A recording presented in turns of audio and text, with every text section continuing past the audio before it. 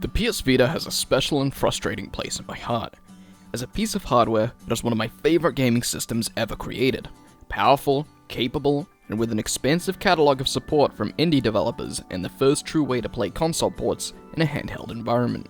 With simultaneous and even cross-platform releases with the PlayStation 3 system and remote play for the PlayStation 4, the Vita was set to be the perfect companion device for a full-fledged game setup. Of course, due to a series of royal fuck-ups on Sony's part, PS Vita flew far too close to the sun far too early, and its raw power for price value wouldn't make a dent on the odds stacked against it. The sad part is, the Vita is the system killed by greed, by carelessness, and by the success of other systems in Sony's library. From extremely expensive proprietary memory cards to an appalling launch lineup, to first-party games ranging from serviceable to complete write-offs, to major features like remote play being delegated to a small section of users who could actually use them and took years to release for a wider audience. A seemingly non-existent marketing campaign certainly didn't help land the system into people's awareness.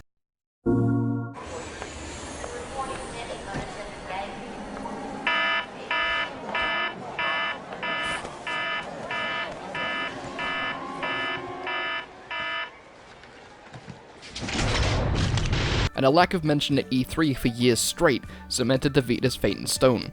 Also, the PSP's killer app moving to the 3DS, something I think it was called Monster Hunter, yeah, that probably didn't help either. The PS Vita was a commercial failure, and failed to empower users in the way it was originally envisioned. The most publicity the Vita would ever see was as an ongoing punchline, due to a lack of on-the-shelf games, and a lack of interest in the West especially. Thankfully, continued support in the Japanese market meant lots of import titles for the surprisingly region-free machine, with the release of titles such as Persona 4 Golden boasting millions of sales across Japanese-developed titles on an otherwise dying library. A machine that was quickly garnering itself a reputation as a sort of alternative game machine with a comparatively open market compared to Nintendo's tight regulations on thematic content on the 3DS, independent development for the system was something that blossomed. It was a shift in focus that I witnessed firsthand, gradually seeing more expressive and interesting titles come to the Vita as time progressed, picking up where major publishers slacked. Famously, games like Undertale, Binding of Isaac Rebirth, Super Meat Boy, VVVVVVVVVV, Oddworld New and Tasty, and Stranger's Wrath found loving homes on the system. Conversely, any major publisher attention for the system in the West would get worse and worse, and be spread few and far between, especially from Sony themselves. Vita's dead. The Jak and Daxter collection and Borderlands 2 were both ported to the system to try and flex the system's once touted console quality power, but are both regarded as technical horror shows, especially when run in a vanilla context. There was the odd gem that made its way to the system. Rayman Origins launched on the system and Legends was later ported, and both ports were absolutely stellar and even touted exclusive content. PlayStation All-Stars was a competent conversion too, even if the game wasn't as big as a success as they somehow expected it to be, and the Killzone release for the system was technically competent and whilst nothing to write home about, did actually deliver a console-quality experience for the most part, including in its online play. There was a standout technical landmark in the Wipeout title released for the system too, but again, these were the exceptions. Where big-budget attention lulled, small creators and alternate markets rose. With that attention, of course, inevitably came alternate interest in the hardware itself, and a goal to correct the wrongs of Sony's neglect and greed. Homebrew software is nothing new. Using the framework and exploits of a game console, independent programmers have been injecting custom code into devices forever, to open up their full range of use, and create as much of an open platform out of it as they can. In the context of the PS Vita, however, this is an especially important thing, due to a complete negligence from Sony for the system as time progresses. The first thought is, yes, piracy, and believe me, that's very true here. Various applications, illicit storefronts, and DRM crackers can be loaded onto the system. But the range of legitimate and creative uses is far wider, and often come down to breaking down the walls put up by Sony, and even developers, to strip consumers of their power, and right to customize their experience within the hardware's capabilities. I mentioned before that the Vita versions of Borderlands 2 and Jak and Daxter trilogy are complete messes on the system. What I didn't mention is that the pain of this can be alleviated through the use of overclocking software, which fully allows the user to adjust the Vita's speed within completely safe levels, making choices about whether they want to conserve battery or boost performance. Additionally, a plugin exists to customize the resolution of the game if supported. For example, I can cut Borderlands 2's resolution in half for a significant performance gain, whereas the vanilla version will run at native resolution, which it clearly can't handle.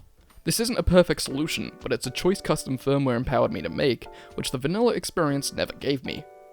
Plugins even exist to lower the Vita's screen brightness lower than the factory minimum, because apparently I needed to hack my device to stop it from giving me eye strain in the dark with its stupidly bright default gamma range. Hell, I can even use DualShock 3 or 4 controller with Bluetooth, which is incredibly handy in the event of, say, I don't know, recording off-screen footage of gameplay for a PS Vita related video without having my clumsy hands constantly tilting the screen. Custom firmware has given the Vita a new life, with Sony refuses. A long time ago, Sony decided there wasn't enough money in supporting the system, and left it to die.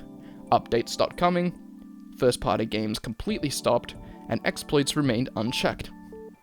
Fast forward 6 months from the last announced Vita update 3.68. A new system patch, 3.69, is quietly released by Sony. What does it do exactly? Well, nothing really, except prevent custom firmware from working at all. No more homebrew, no more performance tweaks, and yes, of course, no more piracy. You could say that it's fair for Sony to do this, and yes, technically they have every right to.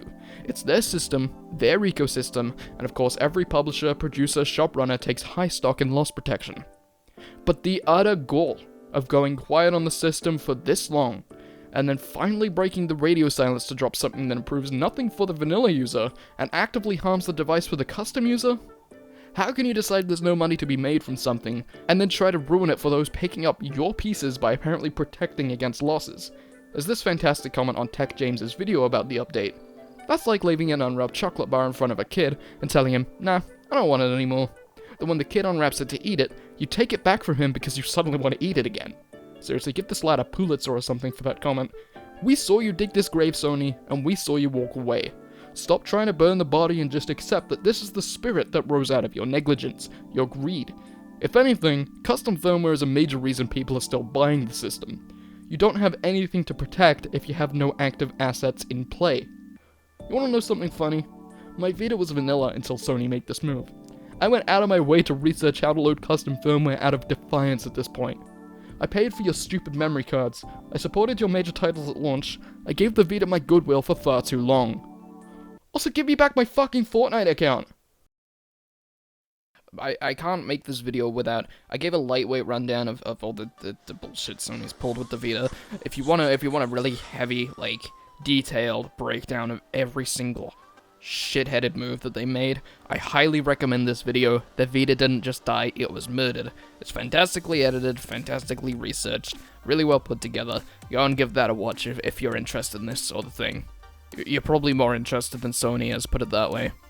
Also, I don't sound like I'm on my A game right now because I've been pretty sick recently. I got like all that throat pain bullshit, gargling Sepacol like I'm getting fucked in this joint. What am I saying? Hopefully I didn't sound too much like a gross shithead. If this is your first video you've watched of mine, you've probably noticed in my other ones I talk a little bit more legibly. But thank you so much for watching. If you enjoyed the video, please remember to like, comment, and subscribe because I'm telling you to. Because you have no free will of your own, and this is the way the system works. That's not cynical. You're cynical. Shut up.